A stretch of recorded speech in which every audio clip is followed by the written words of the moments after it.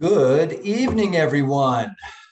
Welcome to the Co-Creators Convergence Thursday night conversations. We're going to have fun tonight. Our conversationalist is Becky Suzik, and we are so excited to spend the evening with her. Welcome to everybody in Facebook land. Today is September 9th, 2021 on planet Earth, and I am fortunate to be here. I'm Bob Warner. And this is my partner, light partner, Noelle Marshall. We're call ourselves light partners. We partner with light to serve our one sacred life. And we are so happy to have everyone with us here this evening. Before I introduce our soul sister, Becky, I would like to tell you a little about the Co-Creators Convergence. And I'm going to let that happen with a short video.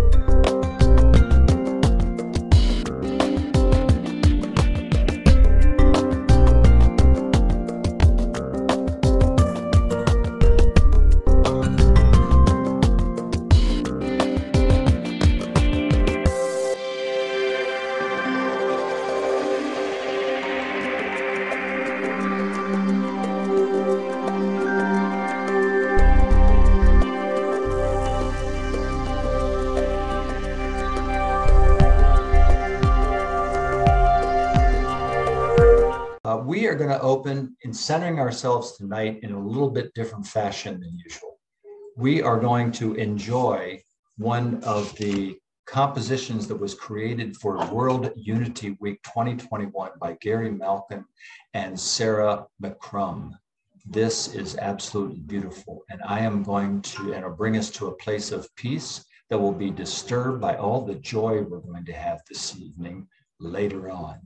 So let's connect and be present with each other.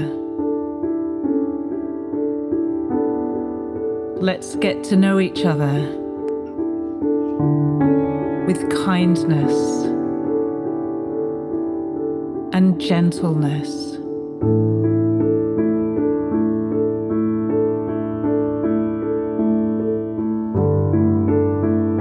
Let's listen to each other with generosity in our hearts.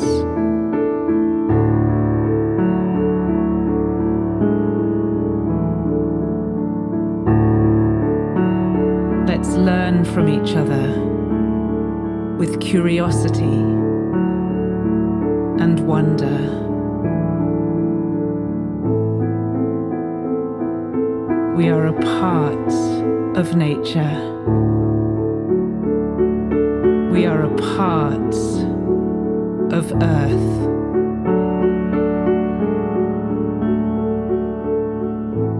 We are a part of life.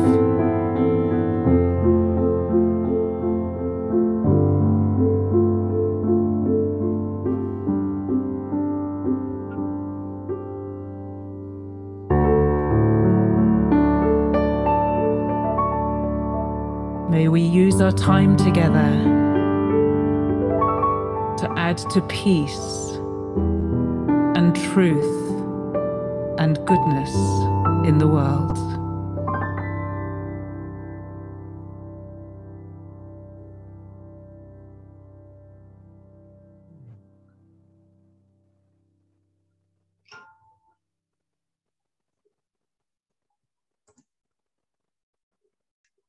Thank you, Sarah. Thank you, Gary. Wow. the slowest part of the entire day for us. I don't know about others of you. How beautiful for us to connect with nature, connect with the world, connect with each other this evening. And since there is no such thing as time, we are also connecting with everyone that is on Facebook, everyone that will watch this recording on the Co-Creators Convergence archive on our website. And because we are all one, it is a joy to be here this evening. We are so happy to have Becky, our soul sister, with us tonight. Barbara Marx Hubbard asked, what is your unique gift to the shift in humanity? And Becky will tell us what hers is, but where we sit and where we see her is that her unique gift is her belief that healing powers of the expressive arts and story. And she delivers that through her joy, her creativity and joy. Our life is full of activists, and Becky is our #1 joy activist. So she really enjoys offering play shops and designing creativity through exploring personal narratives about people's talents, their abilities, and their curiosities. Becky's company, JoyFuel, which we're going to talk about in a few minutes here, is a mixed media unforce devoted to sharing and promoting kindness, creativity, and joy in and for the world. Welcome, Becky. It is wonderful to have you be our conversationalist this evening. I'm so excited to be here. Co-Creators Convergence means so much to me, and the work that you're doing in and for the world and for all of these co-creative gift givers. And I am so honored to be considered one of them and excited. And thank you so much for inviting me tonight. Well, we are, our life has been blessed. Noelle and my life have been blessed to have Becky in it in the 3-dimensional world for the last couple of years, particularly through the work of Unity Earth and the World Unity Week and the Unity and Peace Convergence. We got to stand on the steps of the Lincoln Memorial was that just last year? It was a little bit less than a year away. It was in September. It was the end of this month, September. Peace Month. Yeah, in Peace Month last year.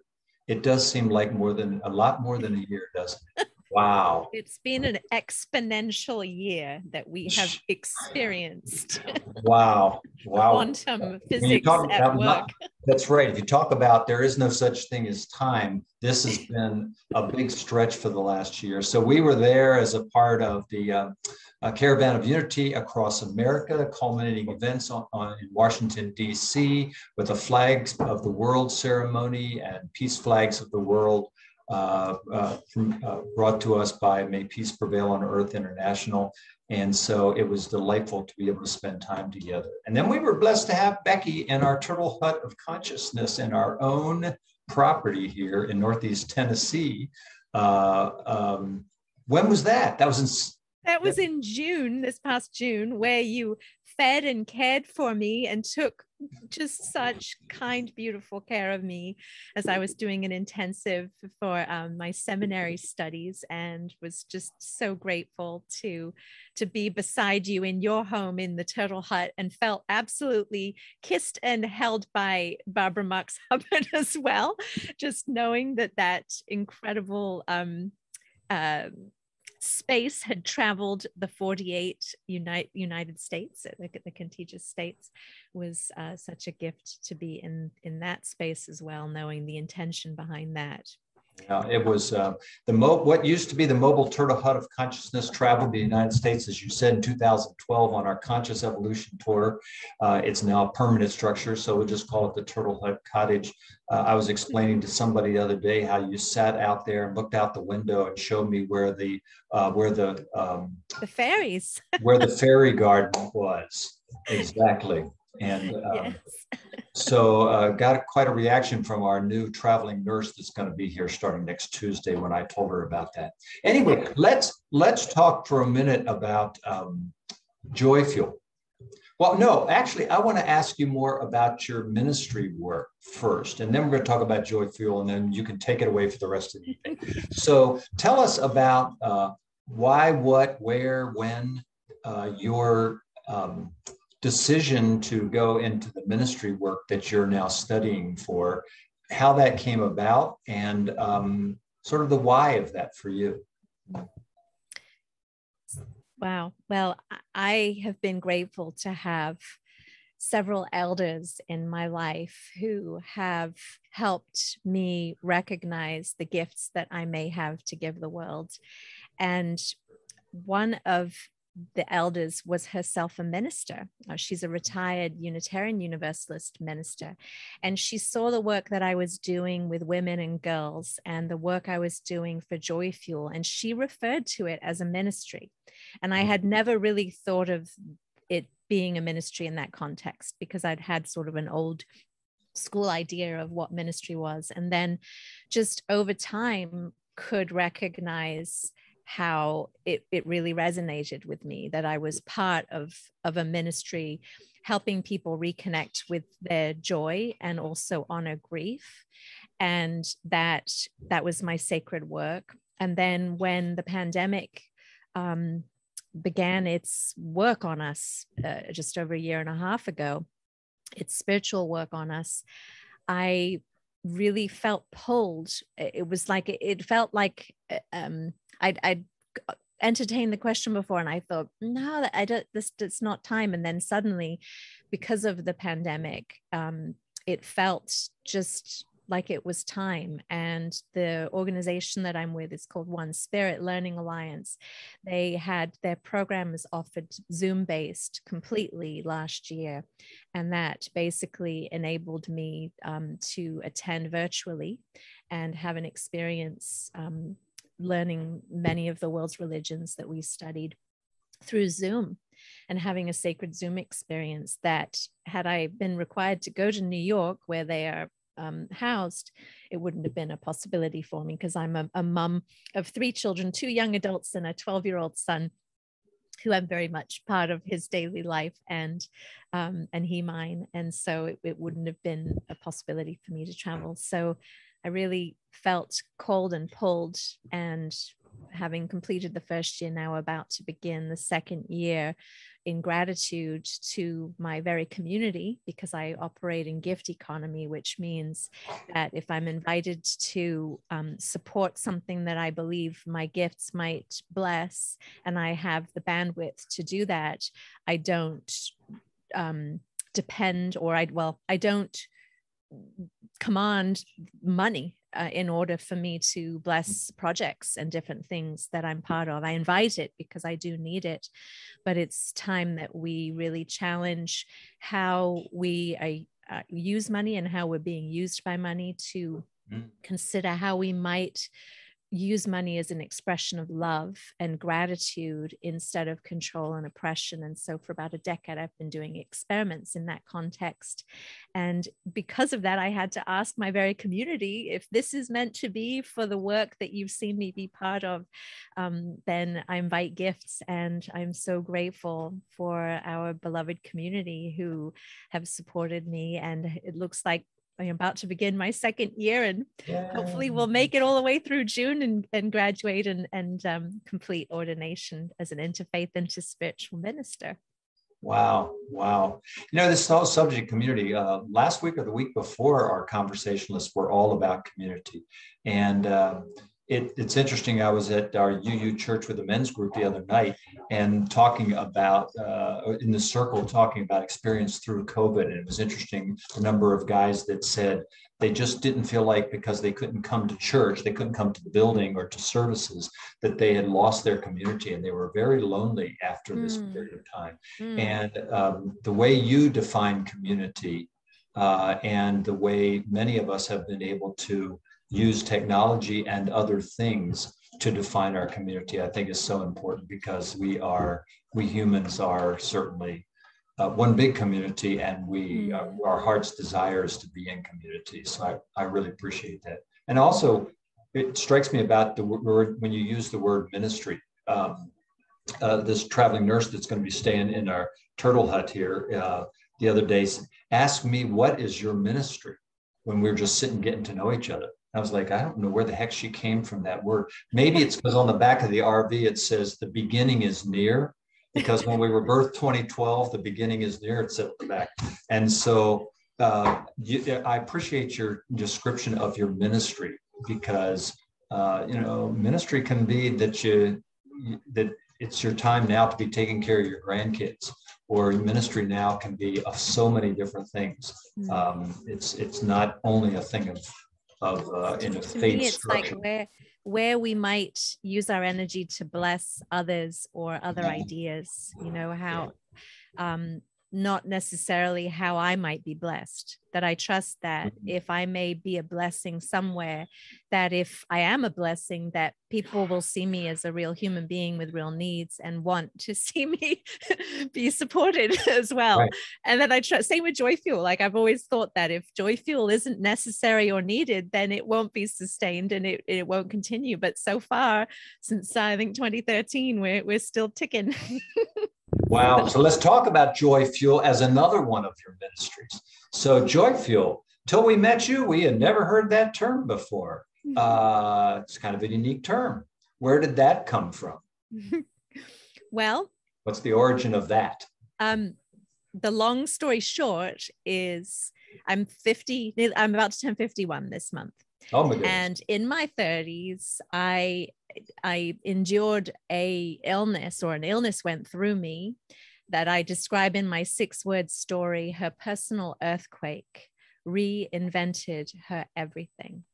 And over that 7-year time frame, there were things that I did during this personal suffering and physical suffering that I went through, and depression. There were things that I started to do that helped me reconnect with my own sacred kindness to myself and kindness to other people, and things that I did to animate my creativity that had been stifled and really shut out in the way that I most enjoyed expressing myself when I was younger. And in that cultivation and becoming aware of what those things were, as a communicator, perhaps one of my gifts, I felt a very strong responsibility to share that with other people. That as I've lived each year, I've given a couple of gifts, I think, of wisdom as we get older. If we pay attention, we have wisdom, and that wisdom may be a blessing to ourselves and to others if we share it. And so I felt compelled and started JoyFuel as a play shop, an online 44-day adventure into reclaiming our joy and personal guardianship of joy. And then over time, I recognized as a communicator and as a media person who using social media and public relations and marketing was my background, I wanted to represent kindness, creativity, and joy as a public relations person. And what would that look like in a company, in a sacred business that could bless people through play shops, media experiences that were either in person or now in a Zoom room, and also content, whether it's a program or whether it's a story that we hear about kindness, creativity, or joy, or the joy-fueled Kindcast, which is a program that interviews people who are doing things that I feel are really deserving of other people hearing about, the joy-fueled Kindcast. So now let me get your 6 words. Her personal earthquake defined? Reinvented. Oh, reinvented. Her everything. And that actually, it wasn't coined by Ernest Hemingway, but it became famous because of Ernest Hemingway's 6-word stories. And it's actually a wonderful creative prompt that if you're stuck in a line somewhere and you're instead of being frustrated, especially at the post office these days, contemplate how you might summarize your situation or something that you're experiencing in 6 words and capture the essence of the story and the motion and the color in 6 words. Of the situation you're standing in at the post office being frustrated. If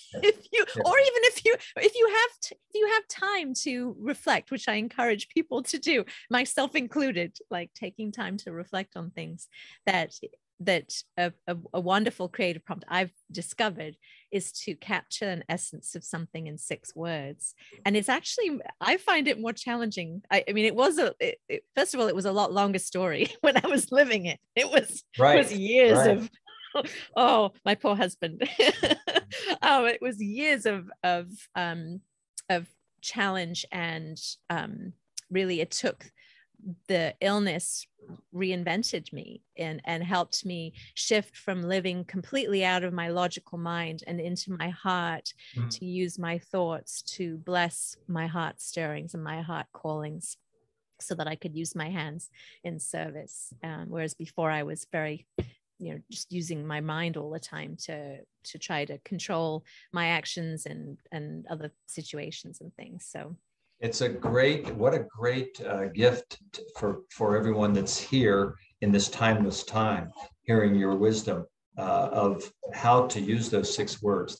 We've got some things that are going on in our personal life, trying to be of service to a Catholic worker house as board members, their board of directors, and things are really wonky right now. And so there have been moments where we're like, argh! So I'm going to put into practice what are the 6 words. So say a little bit more, if you would, about stories. You've mentioned stories a few times in the evolution of JoyFuel and your winding path. Tell us more about how you see stories are important to us in humankind, to us in our communication with others, and what you were just talking about, and reflecting within our own selves. What is the story that we're telling ourselves at the time? Well, the longer I live, the more I recognize that perhaps it might be an instinct for human beings to make sense of the things that happen to them through story.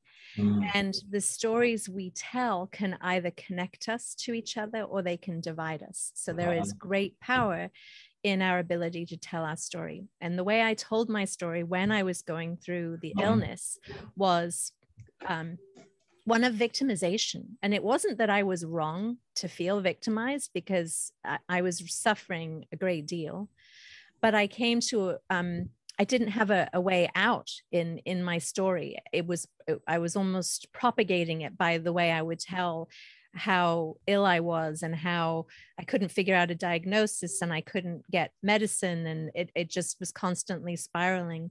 And when I really reached a breaking point, I started to recognize that what I focused on, I love Lynn Twist says, what we appreciate appreciates.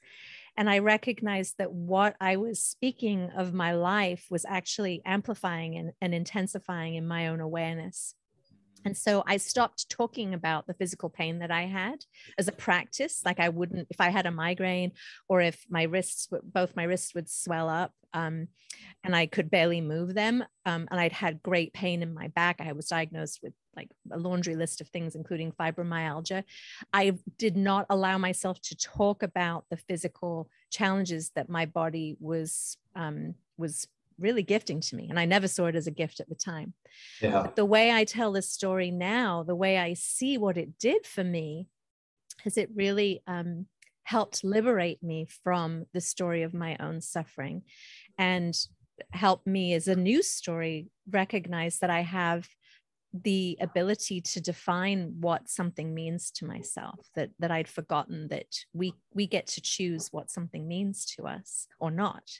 You know, we ultimately can decide what we believe, if we believe in something or not. And I reclaimed that for myself. And then in doing so, just feel so called to create sacred spaces for people to share their own stories, whether it's stories of suffering or joy or whatever their story is, that it really can be something that heals us, that we can release trauma through, and also connect us with other people. Yeah.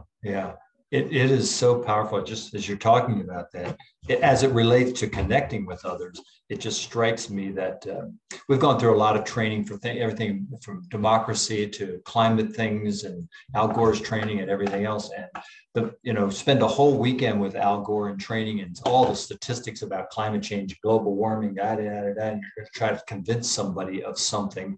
And the most powerful speaker was the one that talked about telling your story. How is this affecting you in your life? How is this affecting you, your relationships with your grandchildren? And story is a connection that it can be a connecting on the subject that's vital to us, to our Mother Earth, to our future, to our children and our families and our communities, done through story as opposed to evangelizing or trying to convince someone with a whole bunch of statistics and whatnot. So when story has heart in it, when it has feeling in it, then there's an opportunity for that kind of connection. Mm. Well, we're supposed to be doing some fun things with JoyFuel tonight, aren't we? Yes, we are. And I'm grateful, though, to be able to talk a little bit more about, having talked about JoyFuel and what it means. And it's I've mentioned that I'm a mum, and in preparation for today, life always throws us curveballs because we are each living a very real life. And how we parent our littles, and by that I mean those of us that have children and we parent our littles that are our children, but how we parent our little me's, how we parent ourselves right. is not just about cultivating happiness and joy, but how when you're thrown a curveball, you look after yourself through that, and how you can remain emotionally honest. And actually yesterday in our Unity Earth community, I was talking about how really the past couple of weeks, I've found myself very emotional and crying a lot. And there are some things that make sense that would cause me to have really a powerful expression of sadness that are going on in my life and that are going on in all of our lives. We have a lot of things to be sad about. And if you watch the news, you can get bombarded and just, spend hours if you really emotionally connect with what you're hearing. And what does it mean when you're feeling emotions that don't that you can't add up to I'm really sad because of something, like you're just feeling this, and parenting ourselves through that situation so that you can honor the emotional honesty of what you're feeling and carry yourself through the moments of sometimes despair. And it's to me, joy cultivation isn't about just hurrying up and getting happy. It's actually honoring the underbelly, I love the sun and the moon.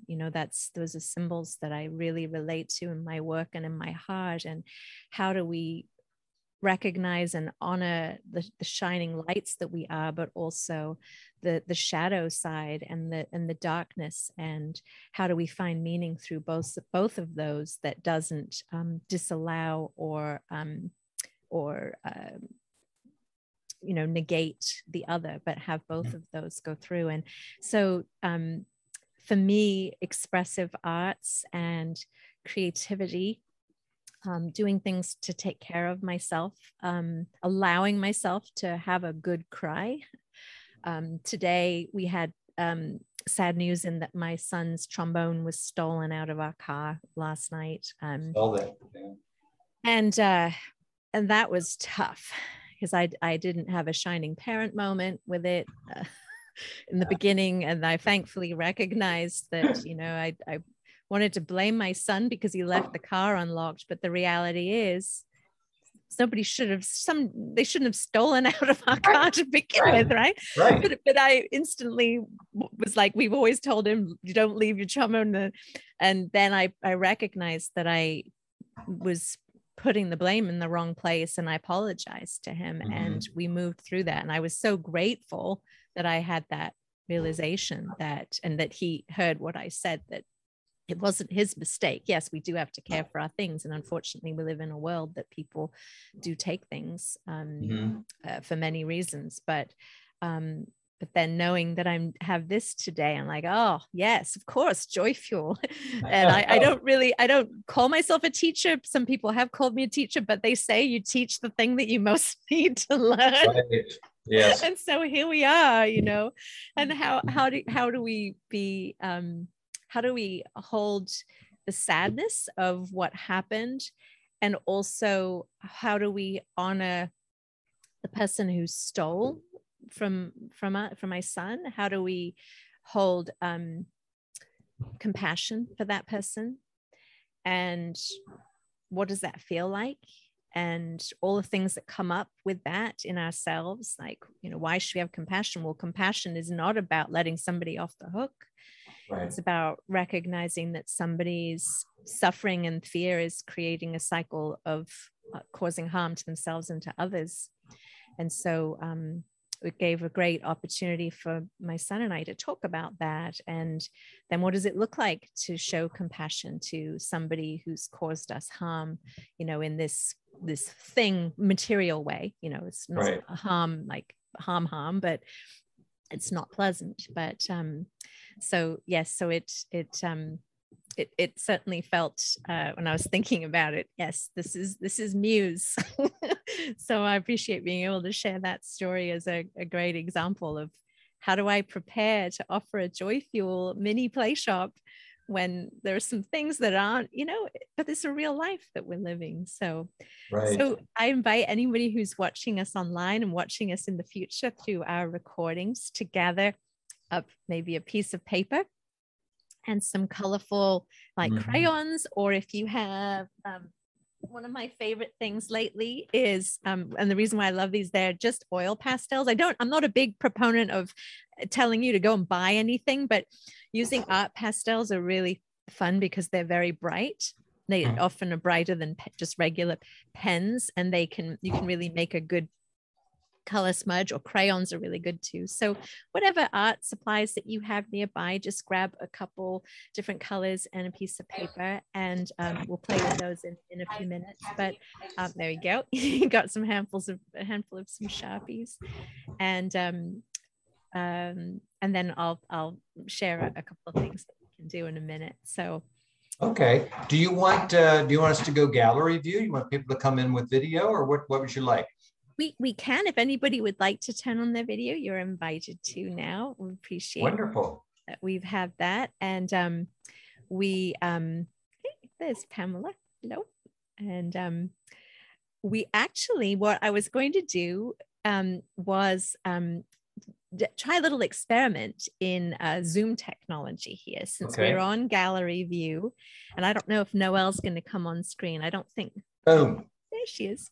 So I'm going to play a piece of music from my friend Nemo Patel, who also offers his work in gift economy. He has a beautiful CD called Empty Hands. He gives his music away, and I'm going to play one of his songs. And I thought what we could do, people who are watching us on the video won't have this experience, but each of us can pin the other person, and we can, while we're listening to the song, we can mirror each other and take turns. So Noelle, you and I could be paired together, and Bob and Pamela could be paired together. And Bonnie, you can just follow whoever you want to on the screen, because I know Bonnie doesn't have the ability to turn on her video. And I'm going to play a piece of music, and this is just for us to simply come more into our body and feel our spatial awareness in our body, and kind of stretch too. You're welcome to stand up if you want to, but just you'll be pinning your partner. So how you pin your partner, I'm going to share my screen for a second. For those of you who are watching online, just so you know this for future reference, there is the ability in Zoom, when you're in a gallery view and nobody is spotlighted, to be able to pin somebody's video. And what you do is you mouse over the other person. So I'll be mousing over Noelle, and I will click the little 3 dots where Noelle's camera, or where her video is, and I'm going to click pin. And then I will only be able to see Noelle, and Noelle is going to do the same thing with me, so that I will only see Noelle. Now, I don't know what will happen for Bob. I think Bob, if you stay, if you don't pin, then hopefully we'll keep us all showing on the video. So Okay. I'm going to pin. So Pamela would pin me. Yes, Pamela's going to pin you. You're not going to pin her. You'll just be able to see her. And then I'm going to pin Noelle. And now I only see Noelle, and Noelle's going to pin me. And now I'm going to play some music. I'm going to play our friend Nemo's music. And this is all, hang on. I got to do my share screen. I've been so appreciative of you, Bob. I'm glad you know what you're doing. So you, yeah, that's right, Bob. And so what we're going to do, I'm going to backwards. Okay. You found it, Pamela? And did you find it, Pamela? You were able to pin Bob? Pin the tail on the Bob? Why can't she pin herself? And then I'm sorry, I haven't been able to figure it out. I'm on my iPhone. Ooh. And I have a little different setup because we're traveling in our RV. Oh, no worries. Well, if you just find Bob on your iPad, on your iPhone, you see where Bob is on you, and then you'll be able to see him. It is slightly different if you're not on the computer. So right here, Tennessee. Bonnie has her hand up. Hi, Bonnie. Hi. I was just going to say I'm a spiritual soul, pin my animal soul. You're going to pin your animal soul. Oh, yeah. There we go. Then you can follow your animal soul. There you go. So I'm going to play a song called Grateful by Nemo Patel, and you are welcome to listen, of course, listen to the lyrics. And gratitude is one of those qualities that if we cultivate gratitude, like this morning when I was driving home after dropping my son off at school, like, how can I be grateful for this painful situation? What about this? And suddenly when I decided to share it with our community on Facebook, I was overwhelmed with gratitude for the posts that people were chiming in saying, let's start a GoFundMe, let's get him a new one, and all of these people who came forth, the warriors of kindness that always outweigh any kind of criminal or undermining activity. The true, it's the overarching beauty, this overarching quality in humanity of kindness. I started to think about that, and then suddenly now I'm completely grateful for this situation. And so I thought this would be a good song to play, Grateful. And you'll follow each other with some... Pamela, if you can you see me, Pamela? You can see me? So I'll follow you, Noelle.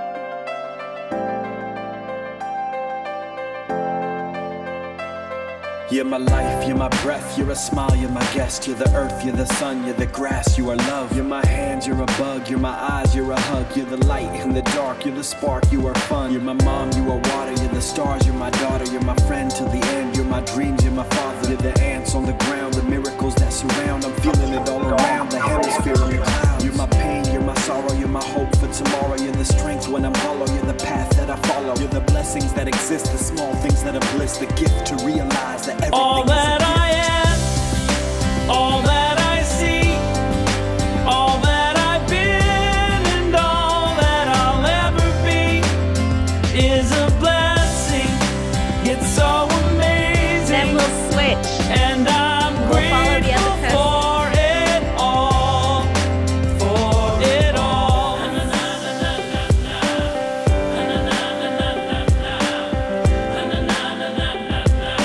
Grateful for it all. You're the blessings every time I try to count. You're the lessons that I learn every time I turn around. You're the water when I'm burned every time I think I found everything I'm looking for. You're the sign saying stop to take a bow and keep moving forward and start looking towards your heart. It'll open all the doors and only then you'll start to hear the world singing chorus with your mind and heart aligned in purpose. Everything All will feel that I gorgeous. am, all that I see, all that I've been, and all that I'll ever be is a blessing. It's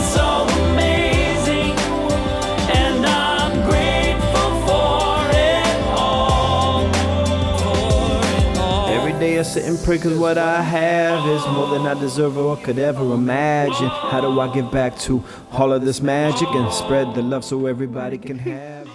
Thank you all for playing along. Now we can unpin each other. Sorry, Pamela was having some trouble. I'm not sure she got to enjoy the fun. It's so I was following her. And if you mouse over your person and you can unpin, hang on. And you can see, I'm gonna unpin you. Okay, why do you pin each other? I always, you pin each other, especially when you have 30 people in a Zoom room. Pin each other, then you'll only see that one person and you can see them up close, so it's easier to see the person. So it kind of connects you to the two of them. Yeah, those two. Yes, to be dance partners. Yeah, to give you a personal experience. Because what I love is this.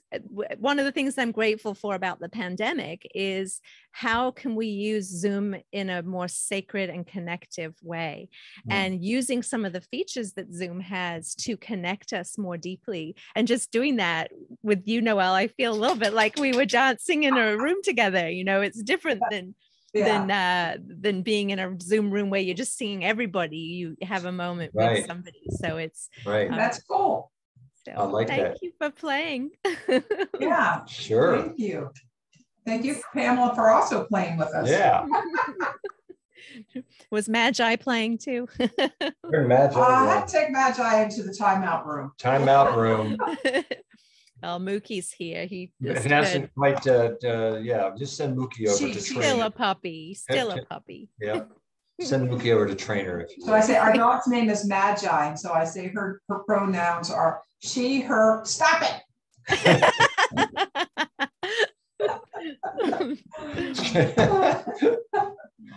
And that's the clean version. I'll give her a try. Well, I'm going to play some music, and now we're going to do a little bit of playing with our art supplies. So you get your piece of paper out, and you can do this in a journal. And what I'm going to do is I'm going to read a poem and have some music in the background. I'm going to read it twice. The very first time, I want you just to keep creating a line. You can stop to change colors, but have a continuous line going for the whole time that I'm reading the poem. So you may, as you hear a word, do some zigzags or something, or a circle. But the point is to try not to take the pen, try not to stop the pen or the art utensil, the supply, off of your paper, unless you're changing color, but then start back up where you were, and you can change colors. And then I'm going to read it again, and then there'll be a different prompt at that point. So then hopefully what will happen is we put this in the promotional material. You may end up with a piece of art that you really love not liking, or you really love. Well, that's what you meant by that. I read that sentence and went, what? Well, so many of us have been wounded by art teachers who told us that our flowers don't look like flowers, or, you know, and we are creative, expressive beings, whether we realize we are or not. We are always creating and co-creating our reality, and we're moving things, we're responding to things. And in the art making process, one of the patterns that happens in some of our heads is that we don't think that we're worthy of creating something because it's not good enough, or it's not perfect, or it's not this standard that really is so subjective. And then we talk ourselves out of the enjoyment of making something that we don't like. Right. And it's okay to make something that we don't like, that's completely fine and wonderful. And the funny thing that I recognized over the years that I've been doing this as a practice is sometimes I don't like it, and I think, oh, I'm not, that's not really very spectacular. It didn't turn out the way I thought it would. And I go back to it 6 months later and I think, that's not as bad as I remember being. And I learned to actually like some of the things that I've made and some of the things I love. And so that we're not having an aspiration, even to not like what we make, that we're just using our bodies to play and express and and create something. And if we're dealing with an emotion in some of the play shops, we can go deeper into processing an emotion that we're feeling and really explore what that is. And, you know, do anything that you want. You may rip up your work and stick it back down in another way, or to be able to express something, but not being bound to having a result, you know, and just trusting that process. Because I think so many of us are disconnected from our joy and our expressive nature, and that causes many other problems.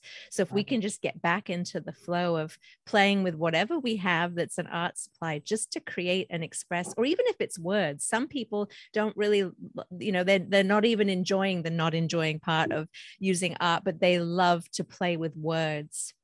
And using words as art supply. Like if somebody didn't want to do the squiggle that we're about to do, you could just start writing words down.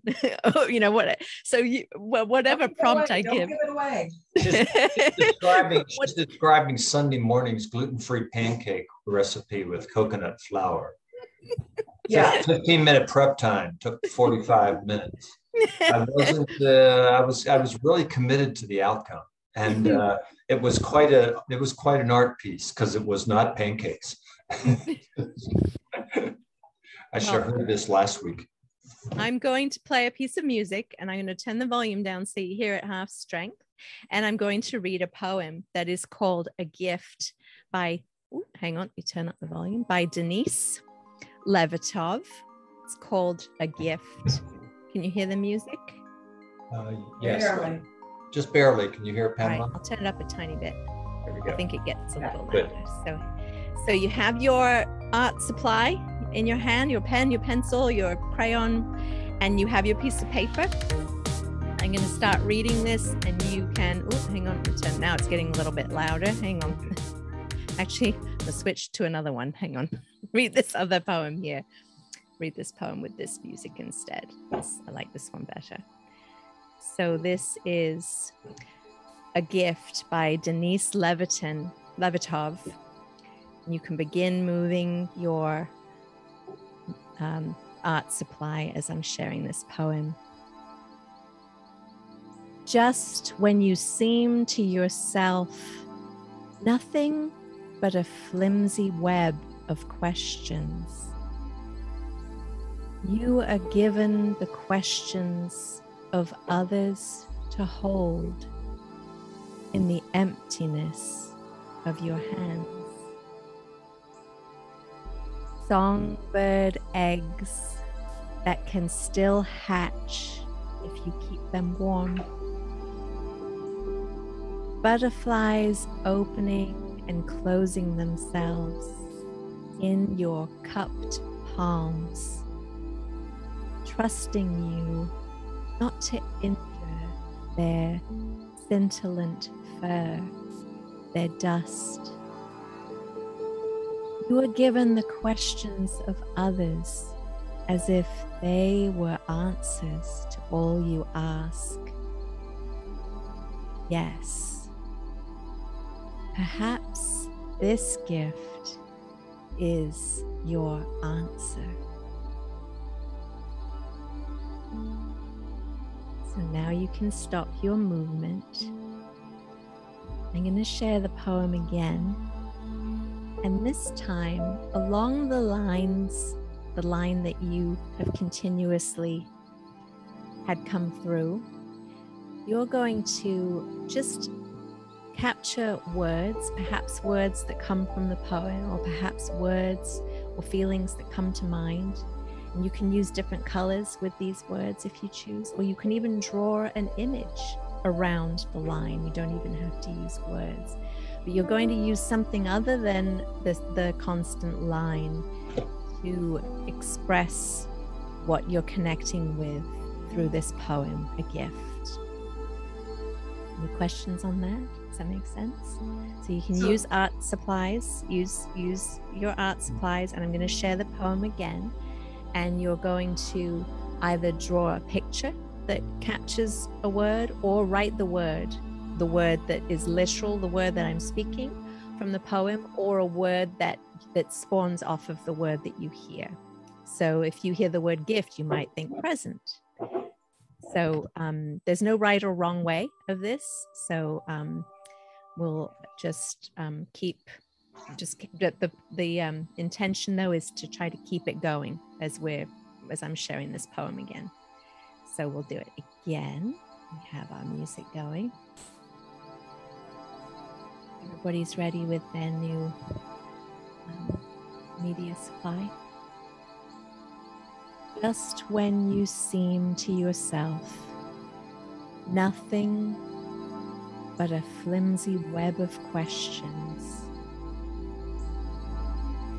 you are given the questions of others to hold in the emptiness of your hands. Songbird egg that can still hatch if you keep them warm. Butterflies opening and closing themselves in your cupped palms, trusting you not to injure their scintillant fur, their dust. You are given the questions of others as if they were answers to all you ask. Yes, perhaps this gift is your answer.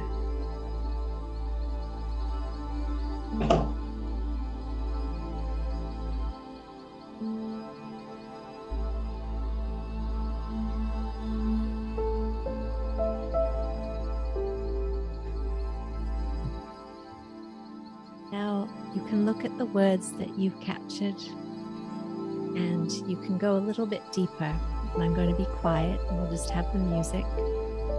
And you can just put some color around the words, or maybe you want to build on some more words.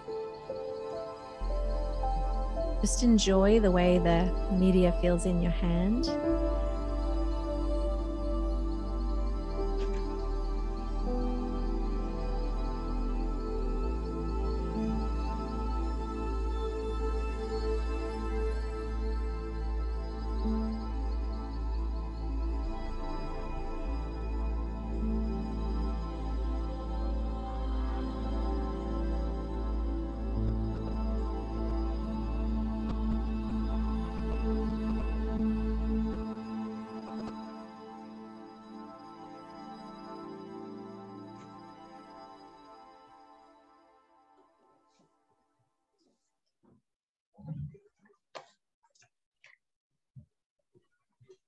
Now, invite you to look at your creation, and you can put into the chat, find 3 words that feel like essential words to you, that when you look at what you've created, maybe there's 3 words that stand out. You can circle those 3 words if you like, and then type them into the chat, and we can read them for those who are watching us and see what comes through with our co-creativity here.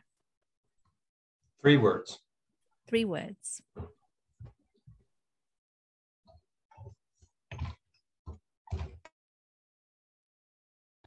And the first 3 words that came: question, butterfly, gift.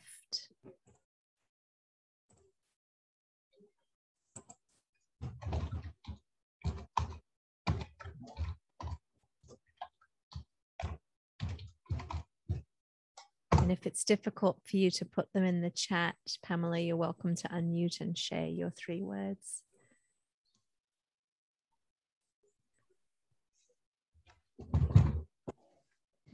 I thought I had typed it in, but for some reason it must not have gone.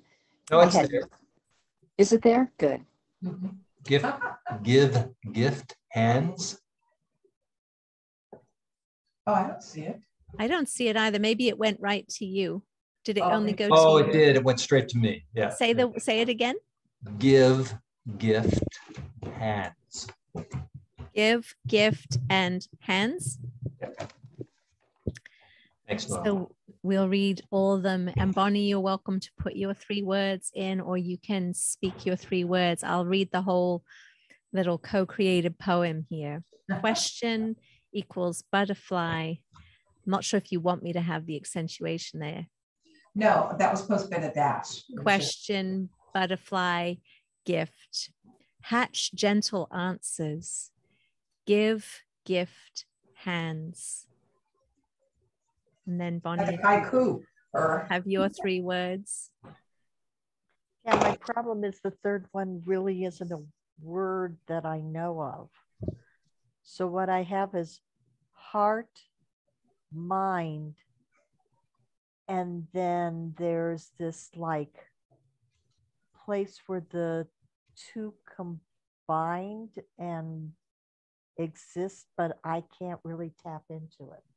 Would it be heart, mind as one word, perhaps? No, heart is one word, mind is another word, and then where the 2 combined, I don't have a word for.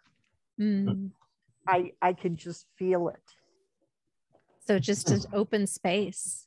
Just so we'll have, I put heart, mind, and then a spacious, an opening for what you could put like maybe the 2 parentheses with no word in the middle. That's a good idea. That's very creative. And then we put a space, and then yes, love that. Thank you. That was lovely. Our lovely little almost haiku. And I wonder if anybody would like to share what came through by holding up their paper. You don't have to, but if you want to, you're welcome to share what. Share. Just hold up your paper if you want. That's a lot of art. I think you'll be able to see it. I have to turn this off. Have to. Virtual filter, none. Oh, lovely. You see all that junk? Yes. Lots of color. Yeah. Oh, lovely. I'm very limited because I only have a few things in the RV. So,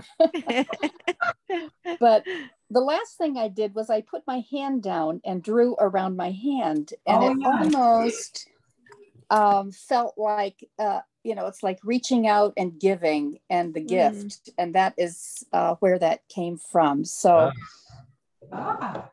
giving the gift, the hands, beautiful. I like gift hands. I think you got a new term there, gift hands, gift hands.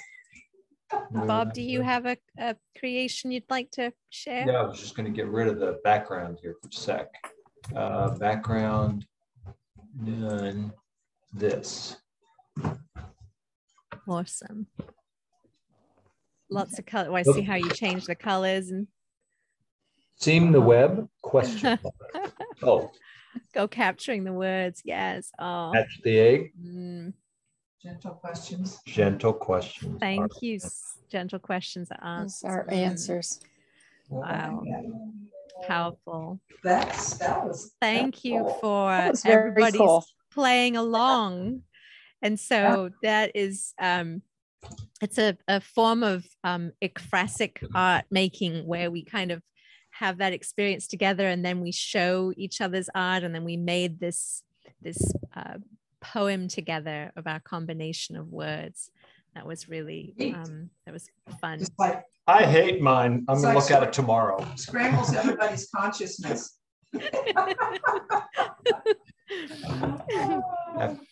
Oh, well, I'm going to have mine framed and matted. Okay, good. I'll wait for see what other trombone thieves come in the night for me. I'm wondering if the trombone thief will come back and put the trombone back when they discover that they can't pawn it anywhere because it's been reported. It's stolen with a serial number. So we'll see. But that's another topic. But I'm really grateful to each of you for playing along. You know, it takes courage just to let go and to do that. And so I know some of us use that muscle more often than others of us. And still, you know, and plus we're live streaming too. So it's a lot of beauty that we're making here together. Hi, Bonnie. I see your hand is up. Or is that up from before? Is it up from before, Bonnie? I don't know. Bonnie, you want to unmute? I forgot to unmute. There you go. I'm going to play with your art. I figured out what my third word was, but it's not a word. I mean, like if we were doing another language, people would be saying words in other languages. Right. And there is another language that I practice, but it doesn't actually have words. It has numbers that represent things. And so for me, I'm going to put in there 376. And then if anyone knows the language of Gematria, they'll know some of what I'm saying. Language of Gematria? Gematria with a G. Yes. So heart, mind, 376. 6. 376. It's the number 7. When you reduce it down, 3 plus 7 is 10. So that becomes 1 plus 6 equals 7. And that has some special meaning for me too, that you said that. That fits. Yeah, me too. I'm the 7th child born in 7 years.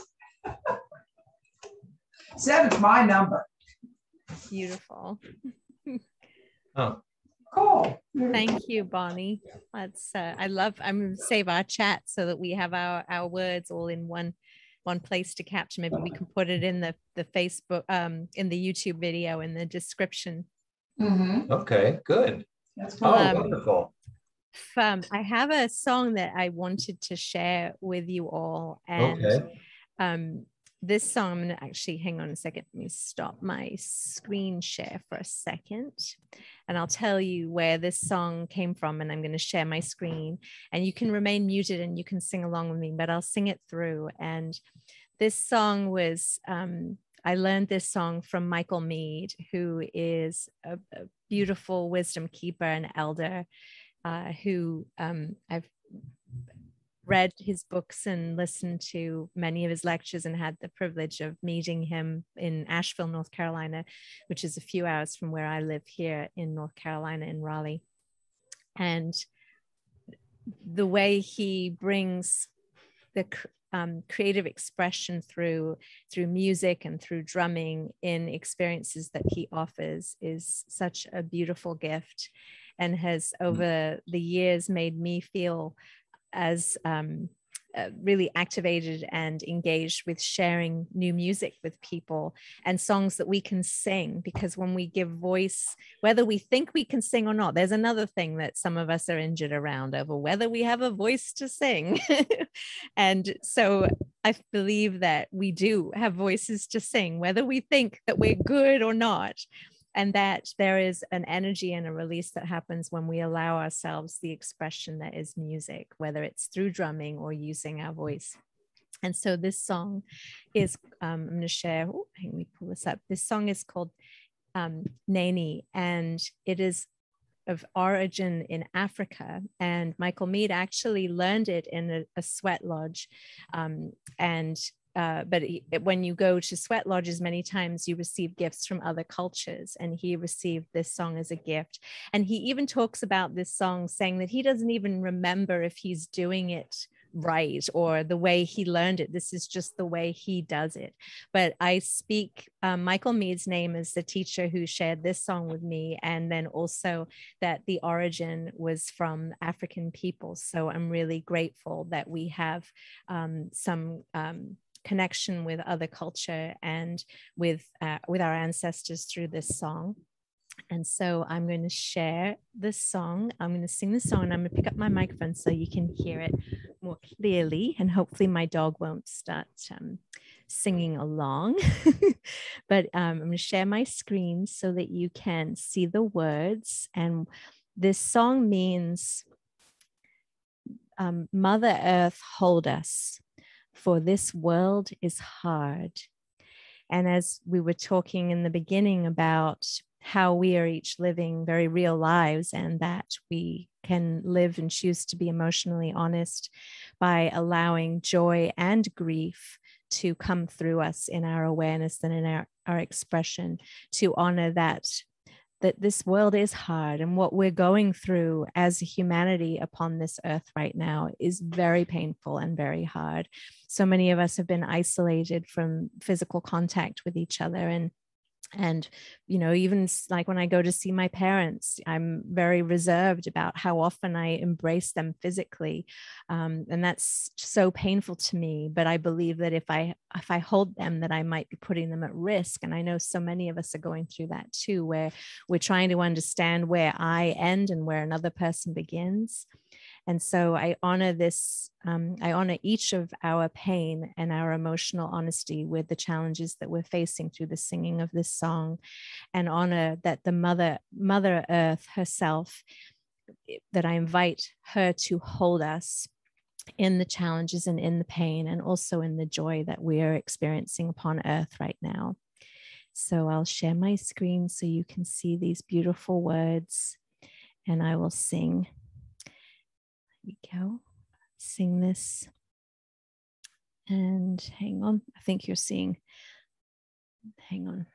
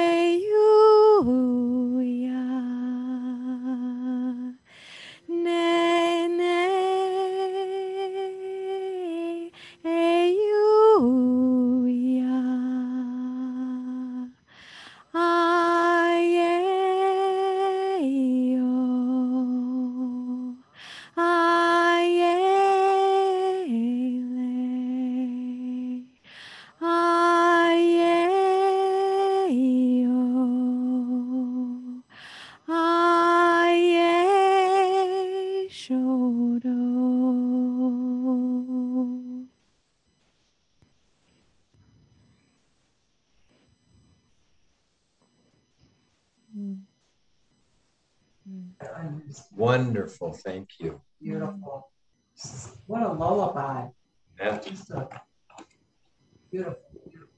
Thank you so much for having me tonight, and for playing along and opening your heart to possible joy and to honoring of sadness. And I'm really grateful for our connection and our co-creativity. And would just like to share with everybody that on October 14th, I'm starting to grow some more branches on the JoyFuel tree, and I'm inviting community to gather around and bring forth your gifts into the JoyFuel community. And what that means is there are many branches on the JoyFuel tree, but the two branches that we're growing, thanks to a grant from the Pollination Project, I'm so grateful. They gifted funds that I want to be able to flow through JoyFuel to bless creative aiders. Creative aiders are workshop facilitators, play shop facilitators who would come and offer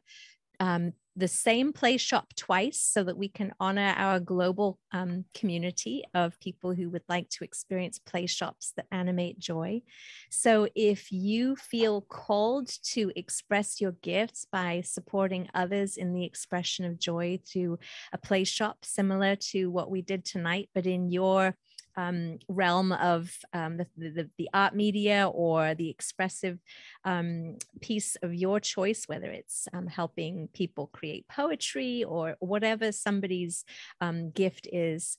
If you've never done that before, I'm willing to support people in that exploration as well. But we're looking to bring forth creativators, play shop facilitators as JoyFuel play shops, so that it's more than just me offering the play shops, because there's so many incredibly gifted artists in our world who are challenged by having people come because they're not finding their work. Maybe they don't know how to do marketing. And that is something that I'm grateful to have that skill. And I'm hoping that people are interested, they'll come to an info session where they can learn more about how they could cultivate their own play shop and offer it by the end of this year. And also be blessed if they choose to receive a monetary gift or a gift of the presence of people. We're experimenting in how to create a regenerative economy within JoyFuel, which means right now I currently don't receive money for the JoyFuel offering, but as we have this grant, people who offer a play shop would be given a choice to receive funds to thank them as an expression of gratitude and love, or they can pay it forward for the next play shop facilitator to receive those funds, or they can put it back in if they have funds that they want to gift to support growing JoyFuel. Those are some of the options for the creativator aspect of the play shops that we're growing. Is this past year I've been able to offer 4 or 5 full play shops, and it's been just incredible how our community has grown and how many people have come and experienced a full JoyFuel play shop. And then there are so many people who have ideas. Like I think of Victoria and Ron Friedman and their beautiful poetry and their recitations, and I'm hoping that they'll come and offer their gifts as a JoyFuel creativator. So that's one branch of the JoyFuel tree. So that is that, and that's October 14th? Yes, and this will be for both branches. So October 14th at noon Eastern Standard Time. It'll be standard at that point. Right now we're in EDT, but when we have the solstice, we'll go into Eastern Standard again. And so 12 noon and 7 p.m. EDT. And I actually have a little slide that I can show. Wait, how long are they? So it's going to be about 1 hour.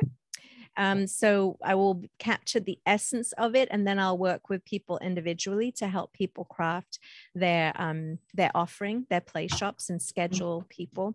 And so then that's the info session, actually. Yes, that's going to be the JoyFuel Creativator and JoyCore info session. And JoyCore is another branch on the JoyFuel tree. And JoyCore are storytellers for kindness, creativity, joy, and gifts, the expression of gifts. So JoyFuel is also, because we work in gift economy, is about helping people reconnect with their own personal gifts. Some of us have forgotten or denied our expression of our gifts because maybe we've let our logical mind dominate, and we've listened to that more than our heart calling. And so we're about helping people to express their gifts and figure out, if they don't know what they are, where do you begin? And that can be just by following whiffs of curiosity. So the JoyCore will be media that comes out that is dedicated to telling stories. They can be little vignettes, little videos. They could be a still image with 100-word description of what's happening in the photograph that is an expression of kindness, creativity, joy, and or gift giving and receiving.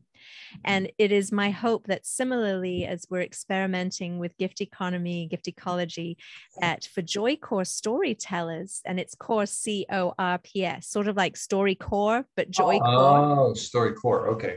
So, and what would happen is that people who have their stories featured would be similarly invited to receive a monetary gift that's compliments of the grant, or compliments of the storyteller before who paid it forward to the next storyteller, or to somebody who wanted to make a gift to JoyFuel to propagate the stories and to have more, cover our expenses and things. And so the info session will be devoted to growing those two branches and helping people discover which, or maybe they want to do both. That may be that somebody has a play shop that they want to offer, but they also are doing work in kindness, or they have an organization. I think of a lot of grant recipients that I know that are in Africa and how financially challenged they are, but how kindness truly is a currency. Like I think of the word Ubuntu, which means I am because you are. And that truly is a currency of connection. And how, if we are able to gift to storytellers in Africa of what they're doing and how they're cultivating kindness and connection in their community, and learn, myself here in North Carolina, with the blessings and the privileges that I have, to be able to come to understand some of the other people in the world's, our challenges in humanity, and be able to have a small monetary gift go to help a community, which if we gifted $22 for one story to someone, that could be the difference between a family having food for a week or not. And that is what I really hope is to help sort of like as money is currency and is like water and can flow, that those of us that have more can bless those of us that have less, so that we can help to reduce each other's unnecessary suffering and have the currency of when you hear an inspirational story, that is the gift that comes back, that we use what we can with media and our connection in media to make a difference and to enlighten our hearts, to learn more about each other, different cultures. And that's my aspiration with JoyFuel. And also the most exciting thing is when more people are involved in the storytelling and in the play shop aspect, JoyFuel will become something that I can't even imagine what it is. And so I'm really grateful and excited to be the first vision holder for JoyFuel, that it can open up and bless many more people, and that we can use things like Facebook and Instagram to affect connection, to create genuine connection, and have content that is not divisive, that connects us as a species, as humanity, and really puts the kind back in humankind. And so I'm really excited and grateful, and hope that you all will come to the event. I have a Facebook event. I'll pop this in the chat too, and we can put this wherever people are watching this on the on YouTube. This, hopefully we can put this in the description as well, so that you can come October 14th, 2021. And then my email address, I've got a little slide that I'll share. Anybody can reach out to me if they have any questions or ideas, or if they want to talk anything about what we've talked about today. You can connect with me through Becky at joyfuel.org, or through the JoyFuel Way Facebook page. And then the JoyFuel newsletter, which is very occasional. I'm not a very busy JoyFuel muse. Hopefully I'm about to get a little more productive now that World Unity Week is mostly behind. So we have another one coming in 2022, but we've got some time before that. So I'm devoting some time right now to cultivating JoyFuel and opening it up for other people's influence and ideas. And so you can sign up on joyfuel.org to begin receiving invitations of play shops, and including the Zoom link for when we do this event in October.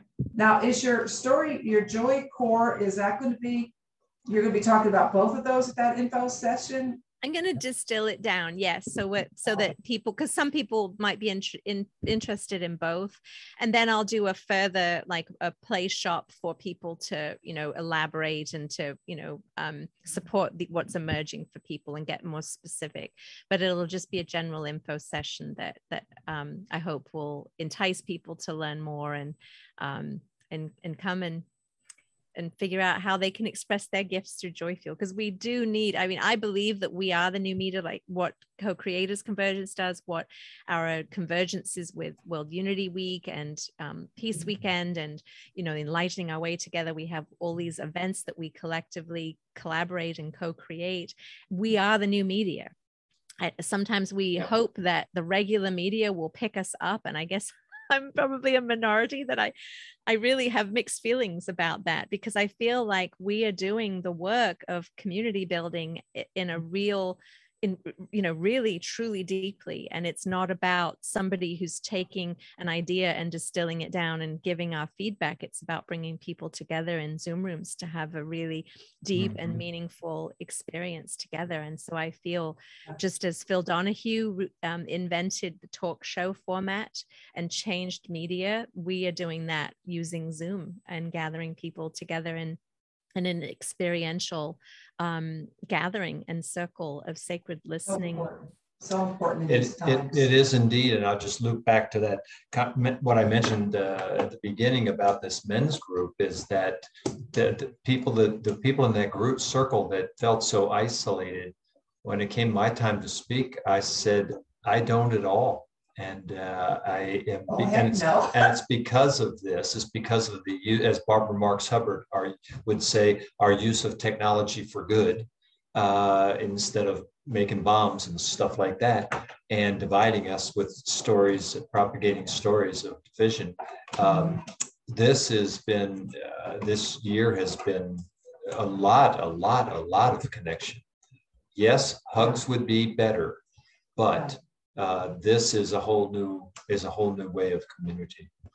Well, I just want to close it by saying we have a fabulous guest next week. Yeah, his name is Stephen Ross. If any of you subscribe to Gaia TV, he has about 6 interviews there. The guy is like Socrates, very humble. He knows everything about Manly P. Hall, who was one of the founders of the Theosophy. Yeah. And he's brilliant. He does dream work. His life is, I don't know, a symphony. He just follows the synchronicities and the stories that he tells, but very approachable. He's so looking forward to being in a small group and being able to have true interactions. And so he's coming up next week. And so, so thank you everyone for being here tonight. Becky, we love you. We love your work. We want to help promote it. And I think we'll be able to work something out so that our gathering at White Eagle Lodge is going to be called Party of the Present Moment. So everyone is going to be like pop-up experiences, what people want to do. Everyone that's coming is, you know, or do nothing, or you want to start writing your book, or you want to do the meditative walk and just want some quiet time. So it's going to be really fun because we're going to be creating it in the moment.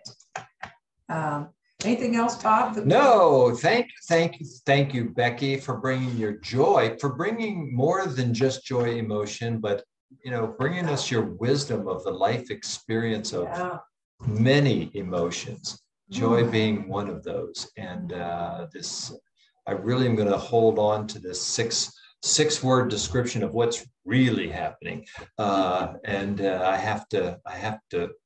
I will be practicing that in the days ahead.